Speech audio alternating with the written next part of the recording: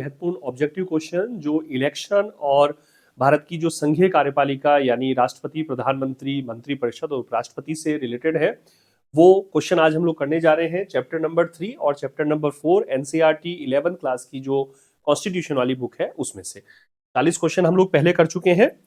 वहीं से आगे हम नंबर ले रहे हैं। 41 नंबर क्वेश्चन है, फर्स्ट पास दी पोस्ट प्रणाली जो है उसमें निम्न में से क्या लक्षण नहीं पाए जाते। हम जानते हैं कि लोकसभा और विधानसभा के जो चुनाव है उनके लिए भारत में फर्स्ट पास दी पोस्ट प्रणाली काम में ली जाती है। अग्रता ही विजेता या सर्वाधिक मत प्राप्त करने वाला व्यक्ति विजेता, ये बताया जाता है। एनसीईआरटी वाली क्लास में मैंने इलेक्शन वाले जो टॉपिक पढ़ाया था उस समय इसका एग्जाम्पल यहाँ बता रखा है, उस क्लास को देख लीजिएगा। तो इसमें क्या लक्षण नहीं पाए थे? संपूर्ण देश को प्रादेशिक निर्वाचन क्षेत्रों में बांटा जाता है, बिल्कुल ठीक है। जैसे लोकसभा निर्वाचन अभी हुए थे 2024 में, तो पूरे देश को 543 प्रादेशिक निर्वाचन क्षेत्र में बांटा था। 2023 में जब हमारे राजस्थान की विधानसभा इलेक्शन हुए तो 200 प्रादेशिक निर्वाचन क्षेत्र में पूरे राजस्थान को उस समय बांटा गया था। प्रत्येक निर्वाचन क्षेत्र से एक प्रतिनिधि का निर्वाचन होता है, इसे एकल सदस्य निर्वाचन क्षेत्र कहते हैं। भारत में लोकसभा विधानसभा के चुनाव में इस प्रणाली का उपयोग होता है, बिल्कुल ठीक है। विजयी उम्मीदवार के लिए मतों का निरपेक्ष बहुमत प्राप्त करना जरूरी है नहीं। निरपेक्ष बहुमत का मतलब होता है एब्सोल्यूट, इसको बोलते हैं इंग्लिश में एब्सोल्यूट मेजोरिटी। ये होता है आधे से एक अधिक, तो ये प्राप्त करने की जरूरत इसमें नहीं रहती है। आधे से एक अधिक है ना, 50+1 बोलते हैं, आधे से एक अधिक बोलते हैं इसको। 51 नहीं बोलेंगे, 50+1 बोलते हैं, ठीक है। तो ये इस प्रणाली की जरूरत नहीं है। ये आनुपातिक प्रतिनिधित्व प्रणाली के लिए जहां एकल संक्रमण मत प्रणाली होती है वहां हो जाता है, तो इसी इसमें राइट आंसर हो जाएगा। परिसीमन आयोग का गठन निर्वाचन क्षेत्र की सीमा रेखा और आरक्षण इत्यादि के संदर्भ में किया जाता है, बिल्कुल इसकी बात भी हमने पहले की थी। जैसे कॉन्स्टिट्यूशन का आर्टिकल 82 जो है प्रत्येक जनगणना के पश्चात पुनः समायोजन ये शब्द देता है। तो परिसीमन का मतलब ये होता है कि प्रत्येक 10 वर्ष के पश्चात जो जनगणना होती है उसके बाद जो जनसंख्या में परिवर्तन हुआ है, जनसंख्या के घटक तत्व में परिवर्तन हुआ है, तो जो प्रतिनिधित्व है उसको एक सही अनुपात दिए रखने के लिए पूरे देश भर में ये परिसीमन का कार्य किया जाता है। भारत में 4 बार अब तक ऐसे परिसीमन किए गए हैं। तो ये जो है निर्वाचन क्षेत्र की सीमा रेखा, आरक्षण इत्यादि के संदर्भ में क्या आता है, बिल्कुल ठीक है। नारी शक्ति वंदन अधिनियम का संबंध लोकसभा और राज्य विधानसभा में महिलाओं के आरक्षण से है, बिल्कुल ठीक है। लेकिन ये दोनों जो है दो अलग अलग बातें बता रहे हैं। ये जो है महिला आरक्षण जो कि वर्षों से लंबित मांग थी उसको प्रस्तुत करता है, और परिसीमन आयोग जो है व्यापक रूप से लोकसभा विधानसभा के निर्वाचन के संदर्भ में जो निर्वाचन क्षेत्रों की सीटों की संख्या, निर्वाचन क्षेत्रों का जो आवंटन इत्यादि उससे रिलेटेड होता है। तो कथन कारण दोनों सही है, लेकिन व्याख्या नहीं है 37, इसलिए बी आ जाएगा। ये एक आम धारणा है कि सर्वाधिक मत से जीत वाली प्रणाली से दलीय व्यवस्था का कौन सा स्वरूप सबसे प्रमुख रूप से प्रस्तुत होता है, यद्यपि इसके अपवाद भी हो सकते हैं। देखिए, दलीय प्रणाली और जो निर्वाचन की प्रणाली होती है ना, उसमें एक सह संबंध पाया जाता है।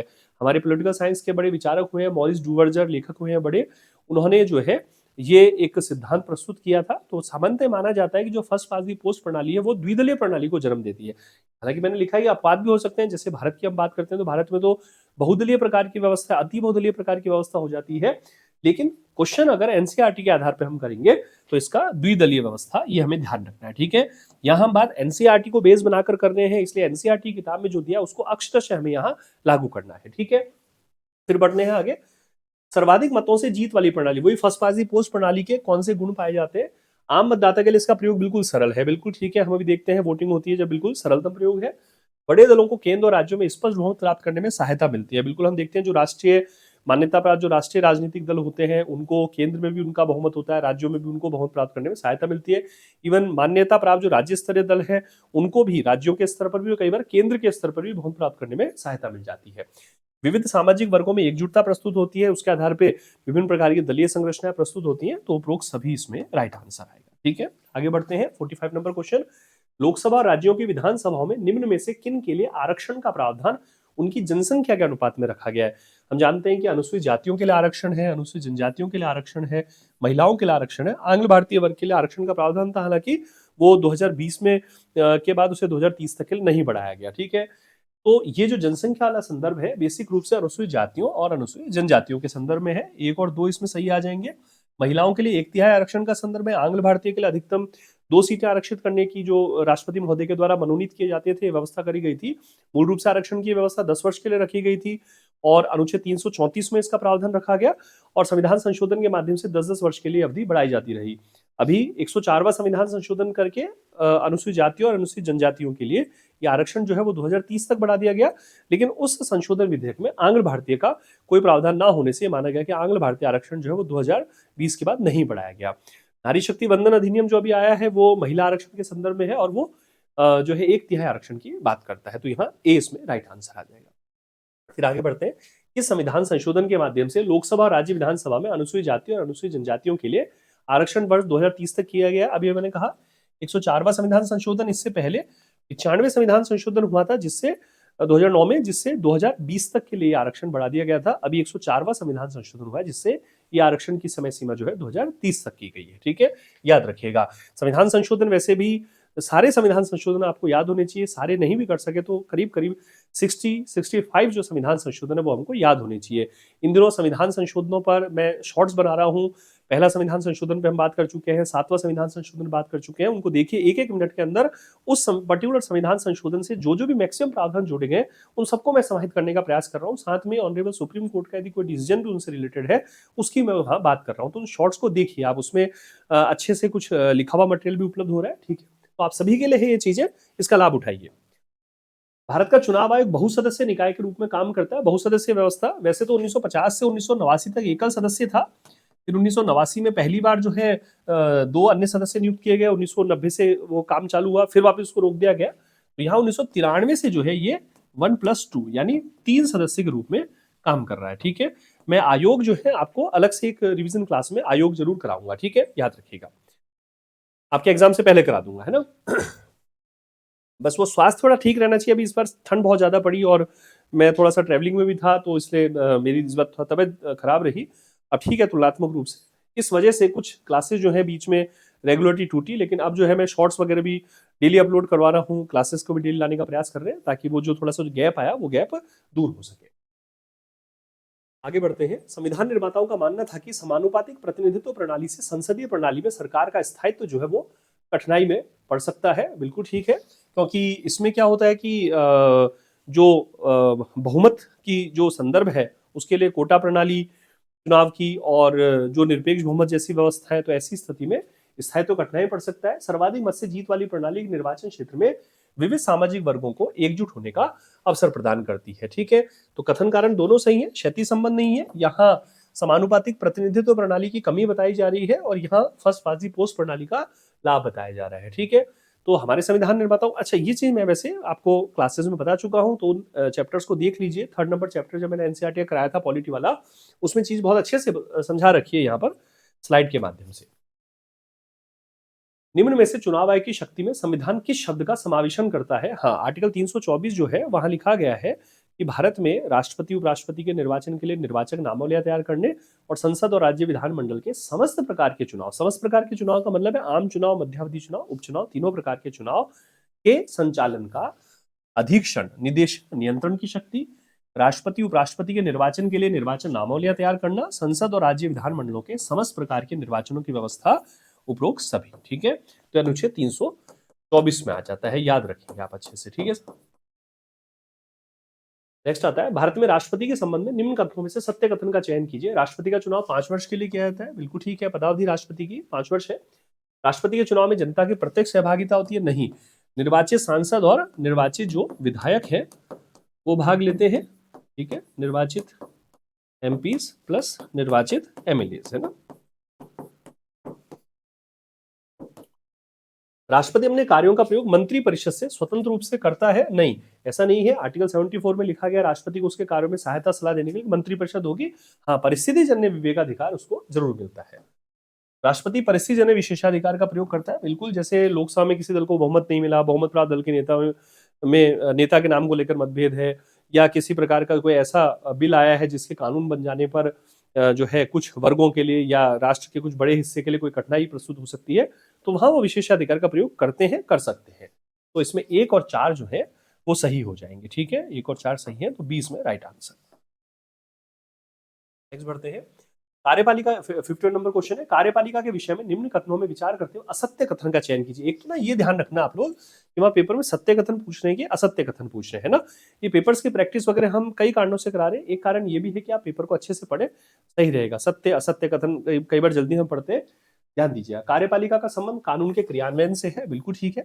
कार्यपालिका का संबंध नीति निर्माण से, बिल्कुल। पॉलिसी मेकिंग होती है, दो चीजें हैं, एक होती है लॉ मेकिंग, होती है पॉलिसी मेकिंग। तो पॉलिसी मेकिंग सरकार का कार्य है, जैसे राष्ट्रीय शिक्षा नीति है ना, जैसे पॉलिसी मेकिंग की मैं बात करूं तो राष्ट्रीय शिक्षा नीति, उदाहरण दे देता हूं मैं।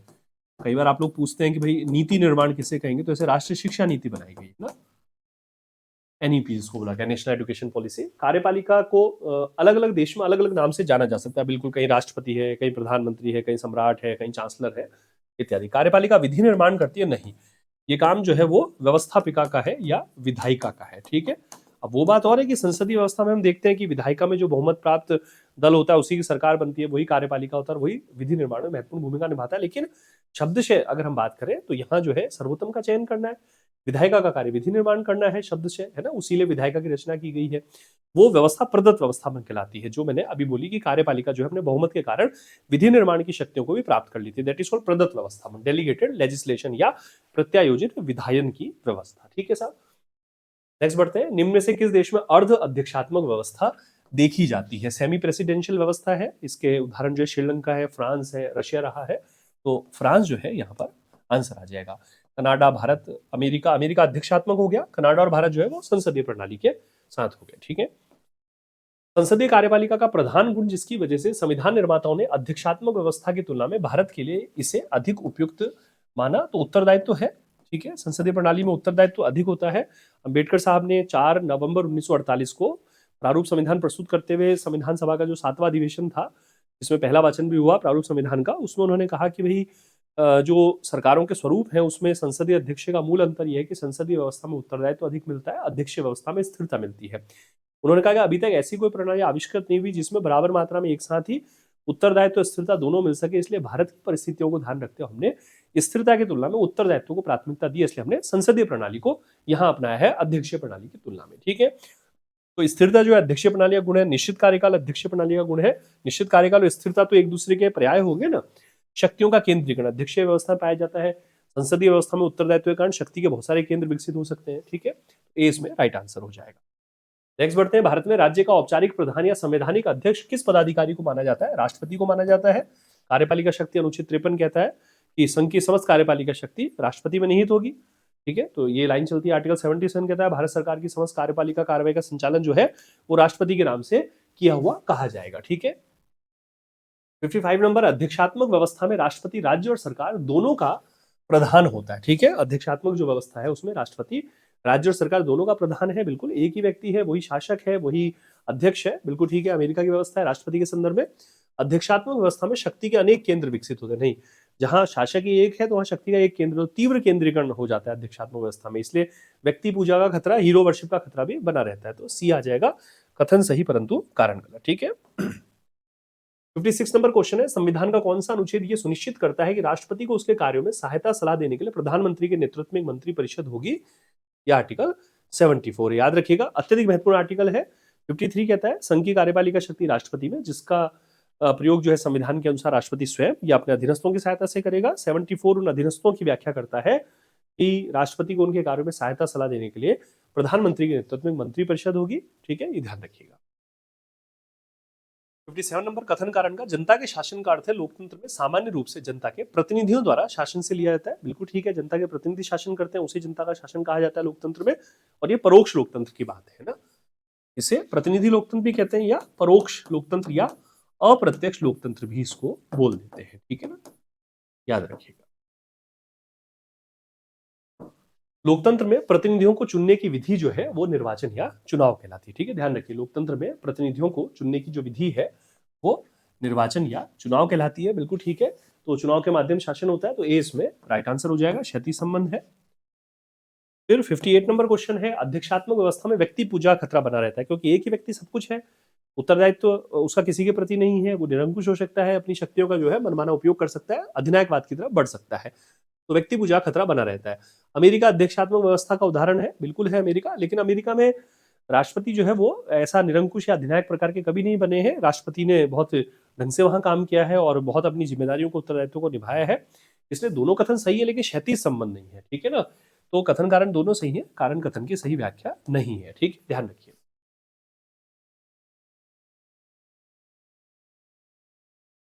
यह कथन किसके विचारों से संबंधित है कि हमने राष्ट्रपति को ये वास्तविक शक्ति नहीं दी। संविधान सभा में एक महत्वपूर्ण स्टेटमेंट है, आपने देखा होगा संविधान सभा के स्टेटमेंट हम बहुत ज्यादा करा रहे हैं, अच्छे से याद कर लीजिए। लेकिन उसके पद को प्रभुतापूर्ण और गरिमामय बनाया है। संविधान उसे ऐसा प्रधान बनाता है जो न तो शासक होता है न शासन करता है, वह उसे एक महान संवैधानिक प्रधान बनाना चाहता है। तो नेहरू जी का स्टेटमेंट था, एक्चुअली मैंने पहले बताया था कि भारत में राष्ट्रपति के पद की जो संकल्पना है ना, वो संकल्पना हमने अमेरिका के संविधान से नहीं लिए, ब्रिटेन के संविधान से लिए। ब्रिटेन का जो सम्राट है उसके पद से ग्रहण की गई है। बस अंतर यह है कि वहां राजतंत्र है, हमने गणतंत्र अपनाया, हमने वंशानुगत जो प्रणाली है उसके स्थान पर निर्वाचन की प्रणाली को अंगीकार कर लिया है। तो ध्यान रखिए, हमने ब्रिटिश सम्राट के उदाहरण पर शासन के औपचारिक प्रधान के रूप में राष्ट्रपति के पद की संकल्पना ब्रिटेन से ग्रहण करी, याद रखिए, ठीक है। 60 नंबर क्वेश्चन है, राष्ट्रपति मंत्रिपरिषद की सलाह को पुनर्विचार के लिए लौटा सकता है। बिल्कुल 44वें संशोधन से ये प्रावधान किया गया, 44वें संशोधन से, ठीक है ना, 1978 में। ये एक महत्वपूर्ण प्रावधान है। 42वें संशोधन ने मंत्रिपरिषद को पुनर्विचार के लिए राष्ट्रपति द्वारा सलाह लौटाए जाने का संदर्भ प्रस्तुत किया था? नहीं। 42वें संशोधन ने तो ये कहा कि जब मंत्रिपरिषद की राय के अनुसार, जो सहायता और सलाह के अनुसार राष्ट्रपति कार्य करेगा। एक्चुअली आर्टिकल 74 में क्या लिखा गया, राष्ट्रपति को उसके कार्यों में सहायता सलाह देने के लिए एक मंत्रिपरिषद होगी जिसका प्रधान प्रधानमंत्री होगा।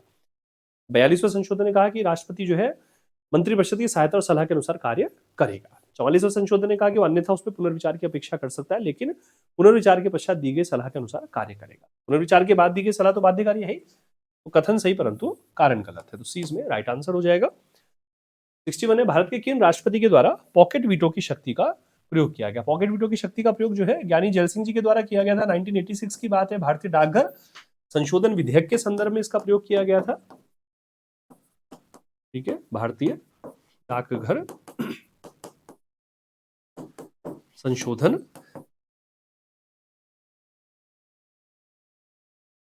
विधेयक के संदर्भ में, है ना। इसमें यह था कि निष्ठा और गोपनीयता जो है उसका भंग होने का खतरा था। तो क्योंकि संविधान जो है ऐसी समय सीमा का उल्लेख करता नहीं है जिसमें राष्ट्रपति को किसी विधेयक पर अनुमति कितने समय में देनी है, तो राष्ट्रपति महोदय ने उसको जो है विचार को लंबित कर दिया और जो है कालांतर में वो कानून नहीं बन सका। तो ये जो है पॉकेट वीटो, जेबी वीटो भी इसको बोलते हैं। जो पॉकेट वीटो है ना भैया, इसको जेबी वीटो भी कहा जाता है।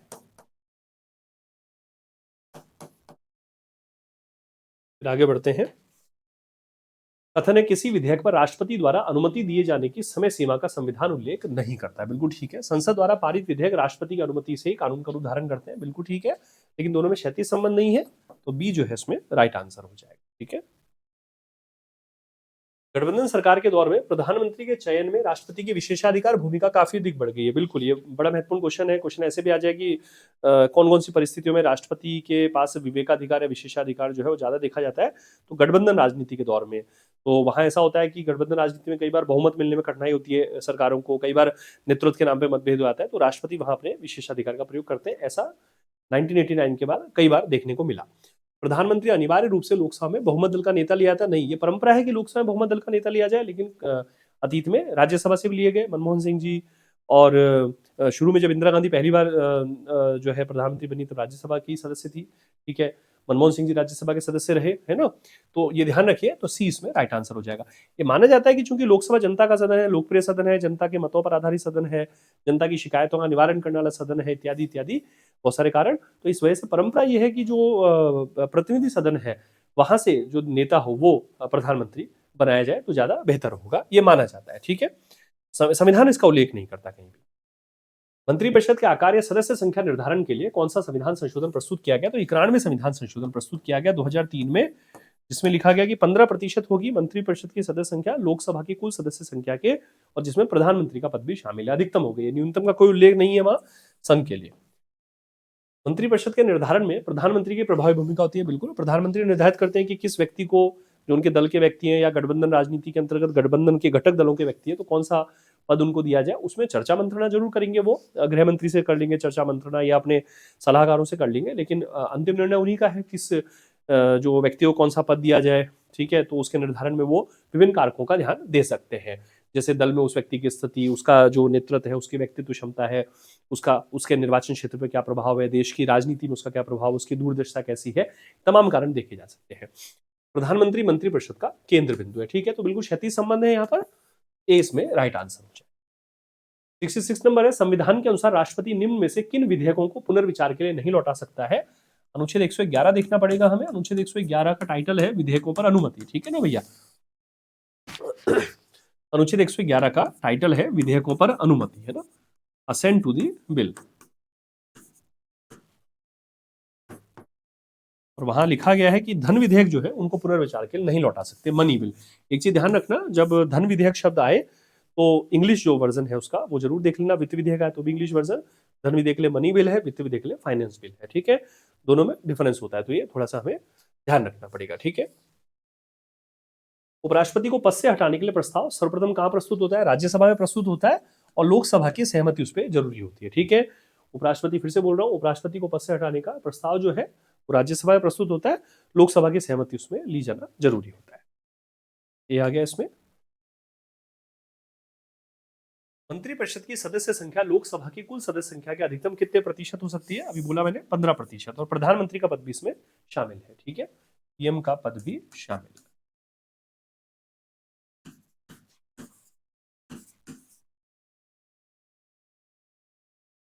पीएम का पद भी शामिल, ठीक है। संघ के मामलों के विधान और प्रशासन से संबंधित सूचना प्रधानमंत्री के द्वारा किसको दिए जाने का संविधान उल्लेख करता है? तो राष्ट्रपति महोदय को दिए जाने का उल्लेख करता है। और अनुच्छेद 78 है, प्रधानमंत्री का कर्तव्य, इसका टाइटल ही है प्रधानमंत्री का कर्तव्य, है ना। कर्तव्य है कि राष्ट्रपति को संघ के विधान और प्रशासन से संबंधित जो जानकारी है वो दे, जो सूचना मांगी जाए वो दे। और कोई ऐसा निर्णय जिससे किसी मंत्री के द्वारा लिया गया लेकिन मंत्रिपरिषद ने विचार नहीं किया, तो राष्ट्रपति के द्वारा अपेक्षा किए जाने पर उसे मंत्रिपरिषद के सम्मुख विचार के लिए प्रस्तुत करें।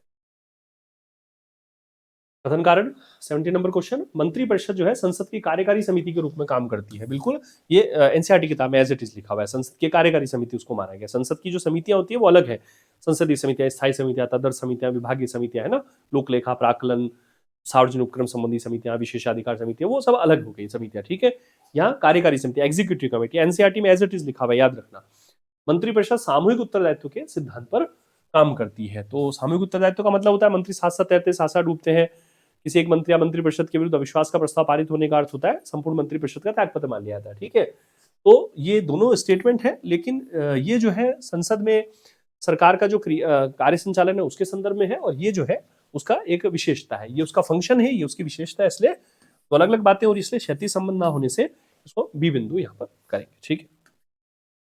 ठीक है साहब, तो 30 क्वेश्चन हमने आज तो बहुत फटाफट से 20 मिनट में कंप्लीट कर लिए हैं। तो 70 क्वेश्चन हमने एनसीईआरटी 4 चैप्टर्स के कर लिए हैं। 4 चैप्टर मैं करा भी चुका हूँ कंप्लीट आप सभी को।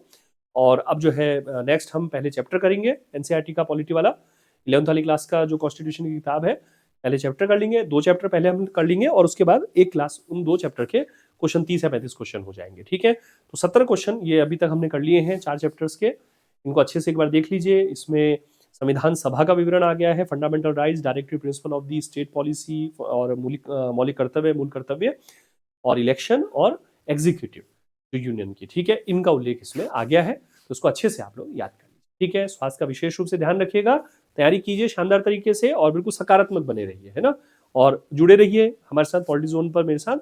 और नमस्कार, धन्यवाद।